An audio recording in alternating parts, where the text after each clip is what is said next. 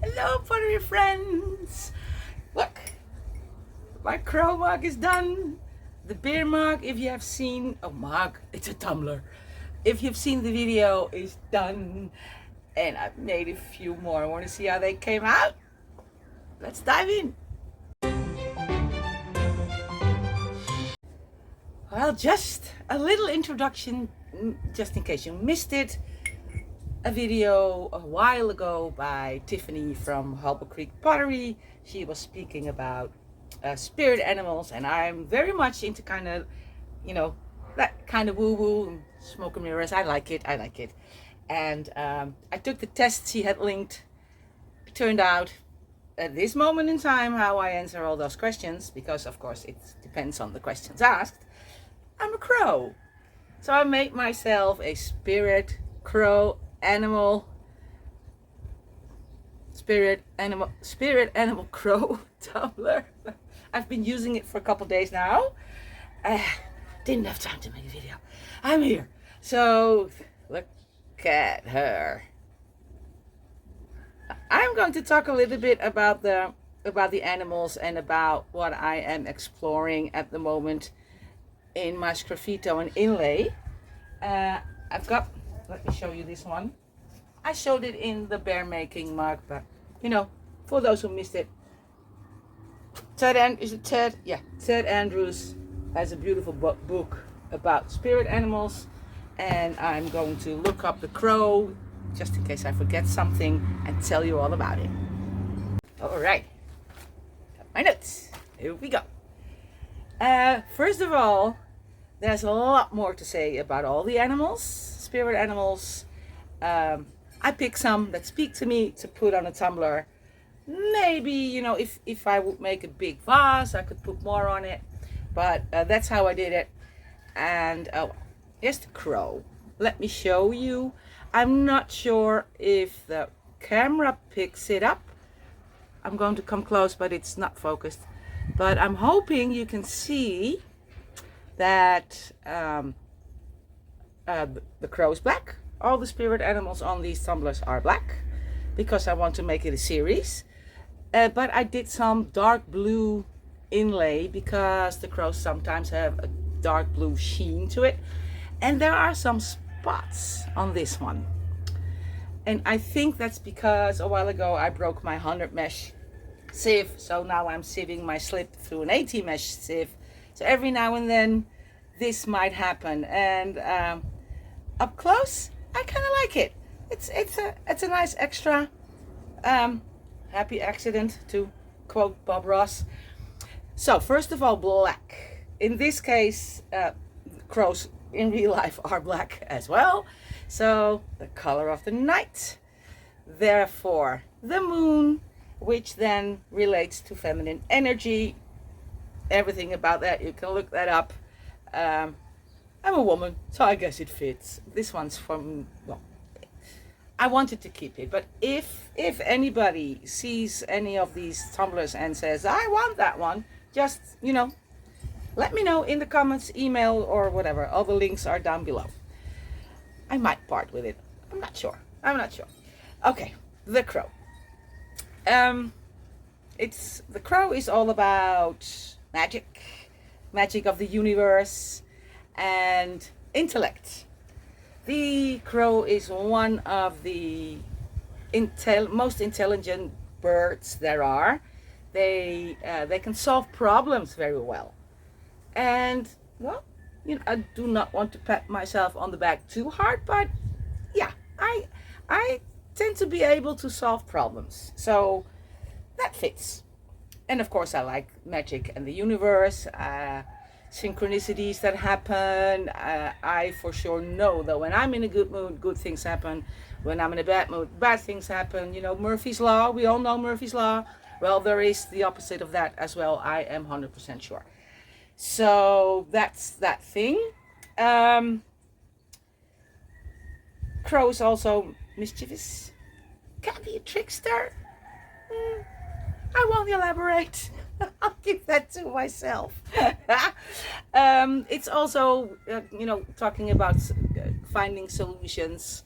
It's about discovering within and without, discovering things in yourself, not standing still, keep evolving, and also around, notice the things that change, that evolve, that get better, the magic, so to speak. It's also many birds in the common thing about birds in spirit animal world is very often that they are the messengers between earth and sky, spirit, heaven, whatever you want to call it. And that's why I made these swirlies. These I just sgraffitoed, carved through the slip. I will talk about the colors slip in a second. That's why I put these swirlies in. I put this one on a tree. The crow is one of those animals that you can find all over the world. I mean, polar bears, you will not find them everywhere.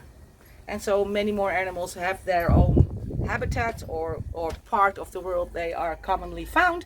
Crows are just about everywhere. They can survive everywhere, in cities, in forests, it doesn't really matter. So they're good at surviving. They'll get there. It fits. But it also tells you that the magic and the power of the universe, or whatever you want to call that incredible, beautiful, creative force that has created all this that we live in, is everywhere. And because it's black night moon, but it lives during the daytime, it sleeps at night. So it's not only during the day or during the night. Magic happens 24/7, 7 days a week, all year round. So that's very important to recognize. What else? I think that's about it for this one. One more thing, because I do some research before I make these, and I was looking up videos about crows, and oh no, there's one other thing too, by the way.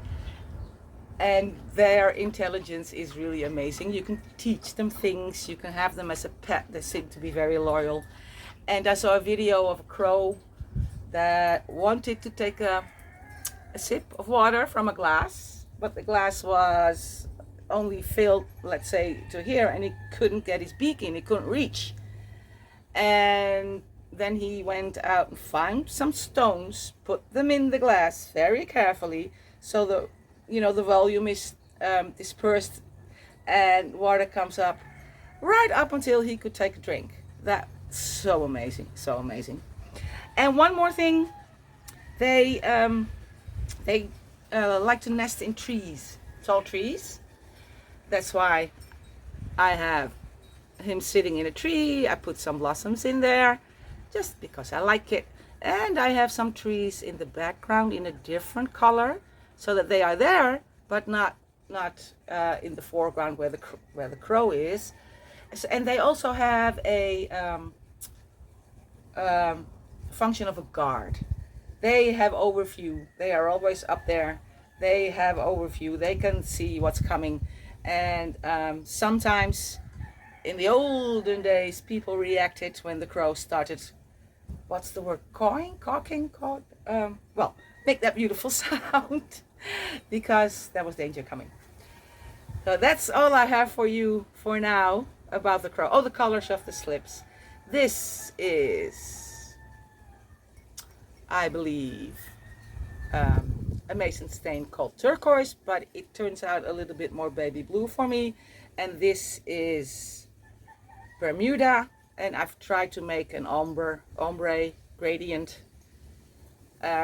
This is carved through the slip. I did that last. After I've put on this and the crow and the trees, I waxed it. I carved out these trees. I laid them in with a dark gray, and then I sgraffitoed out the moon and did that. So that's all about the crow. Now you saw, I hope, the video of the bear mug. That's done too. Ah, look at her. I think she's a mama bear. A little closer maybe, so you can see some detail. I'll take some pictures and put them at the end. I'm trying to avoid some glare here. There it is. The background actually is 2 colors of blue, but didn't come out that good. What I do like is that the mountains, I put this bear in a mountain situation. Bears can live in trees, in forests, in mountains, and you know. I like how they are subtle in the background. Okay, let me get my notes, hold on. Beautiful bear. Well, first of all, this is a solitary animal. Does not live in groups. Crows, by the way, can live very solitary, but can also be in groups. They fit just about everywhere. So this is a solitary animal. So whatever that means for you, if you are a solitary person, or that you maybe need to be more or have more alone time, which is also part of the bear, its energy. What do we know about a bear? A bear hibernates. That's the first thing we all think of when we think about bears. They actually do not sleep for a couple of months. Their whole cycle just goes slower. Their heart rate slows down, their breathing slows down, their kidneys slow down. They are still somewhat active, and how long they can do that depends on how many fat reserves they've got. So what we can learn is how can we survive on all the reserves that we have? How can we thrive on the reserves that we have? And I'm not necessarily meaning fat. I'm meaning all the things that we've learned and discovered and experienced through life. How can that bring us forward? How can we use that? That's what bear tells me, anyway. It also tells you, if you're not a solitary person, if you're very outgoing and always on the road, always busy, take some time to pull back, look into yourself, and hibernate every now and then a little bit. You don't have to do it for 8 months, but take your time. You need to rest, you need to recuperate, and find in your subconscious things that you have learned and maybe have forgotten. So that's also why the bear could be very helpful. In almost all cultures, the bear is seen as very strong. It does not have that many natural enemies. It's strong, and it's also fast. If necessary, Mama Bear and Papa Bear, very fast. And they are strong, they have courage, they are brave. And I made this because I felt I needed a little bit more courage and bravery at that moment. And who knows, maybe it helped. It felt wonderful making this one, so I hope it did. And of course, there's also the fact that it loves honey. So I carved in some honeycomb. It's there, it's in the background, but it's there, and it's very visible. This one I've put on rocks because we all know the bears that go salmon fishing, right? Bears eat just about everything. They eat meat, they eat fruit, they eat everything. It's also, there is the triple goddess, is a sign for strength. And also because they take so good care of their cubs for a while. There are animals that, you know, when their babies are born, they just, you know, leave them be, and whatever happens, happens. Not with bear. They take care of them. So it's also a little bit about protection. And I've put in a triquetra, I hope you can tell, which stands for protection. And concerning hibernation, going with the flow of the seasons, because they don't hibernate in summer, they hibernate in winter, you know. So I've put in the 4 seasons as well. Check your 4 seasons, you know, maybe a little slower in winter, maybe a little faster in summer. I have 2 seasons here on Bonaire, and even not that really, but there are two periods in the year: rain season, which we are in now, and dry season, when of course we do not have a lot of rain and not a lot of wind. So those are the two seasons for us here on Bonaire. I have made, there's a little green leaf for spring, sun for summer. Where's the other one? A maple leaf in red for autumn, and a snowflake for winter. So seasons is important. Finding your inner core is important, and finding your strength with Mama Bear.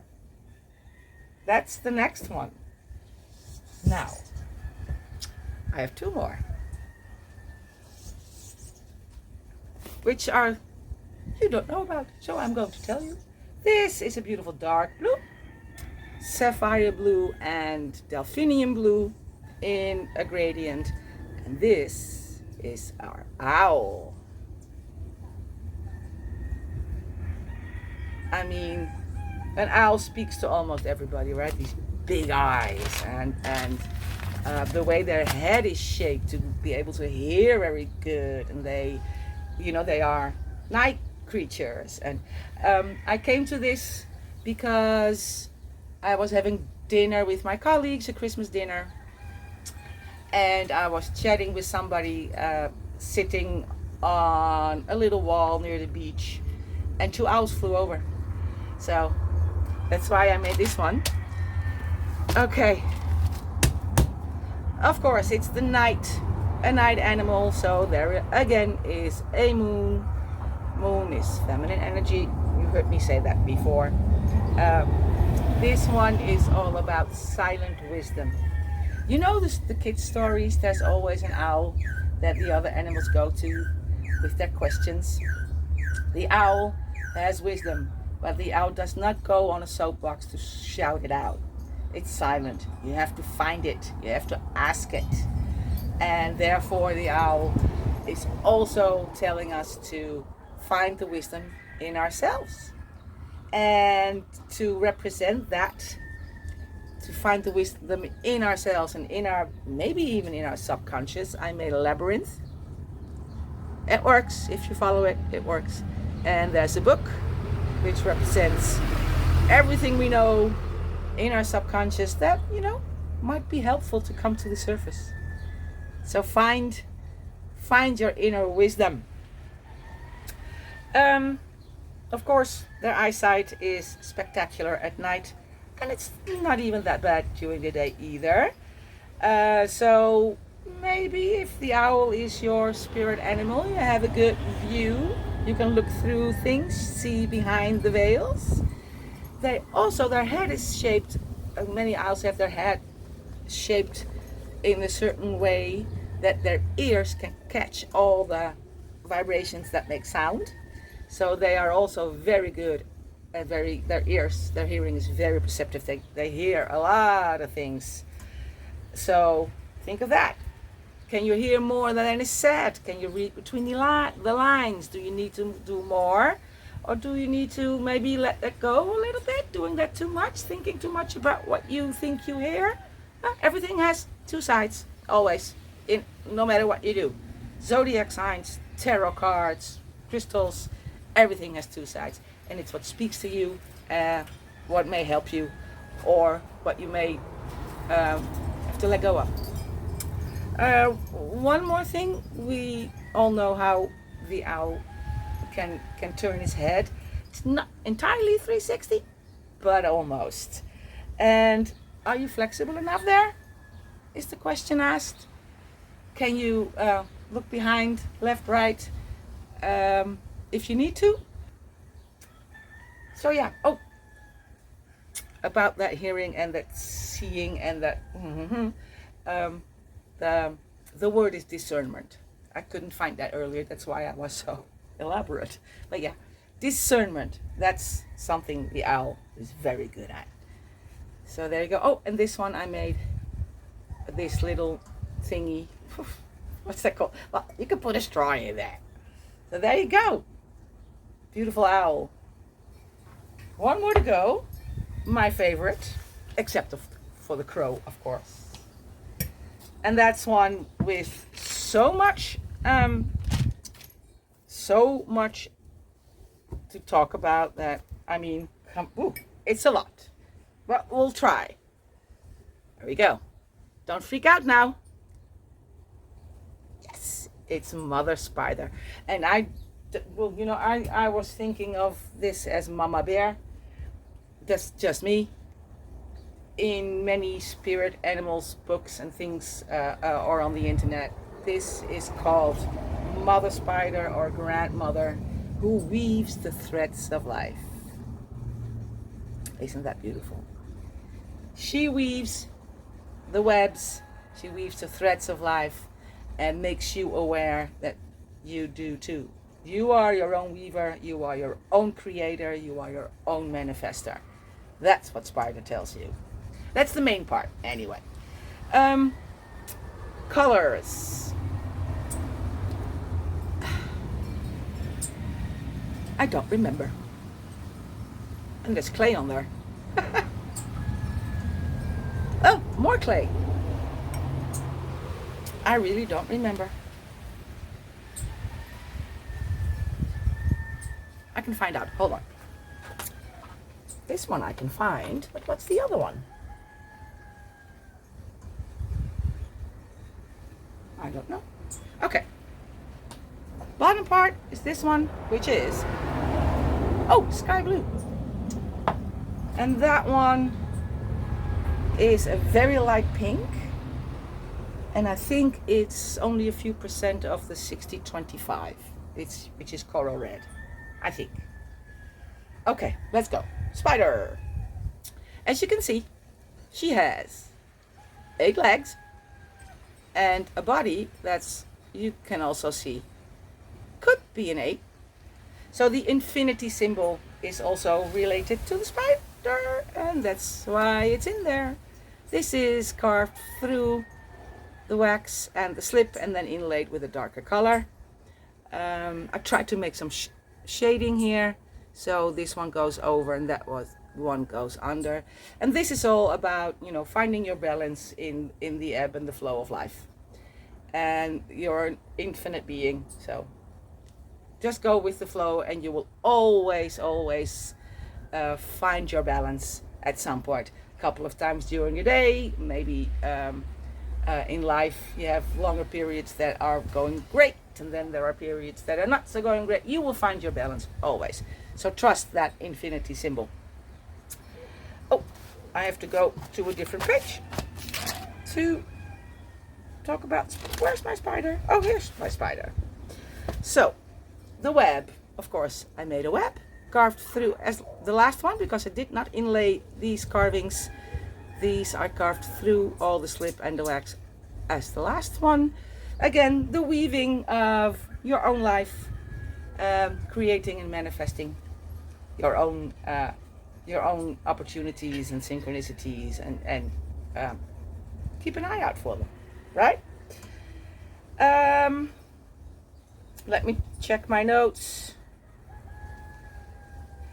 Yeah, the web also in some cultures is seen as the corners and the shapes that the web makes. I made it a little rounded, but usually they're not, are one of the first alphabets. It's a weaving of language as well.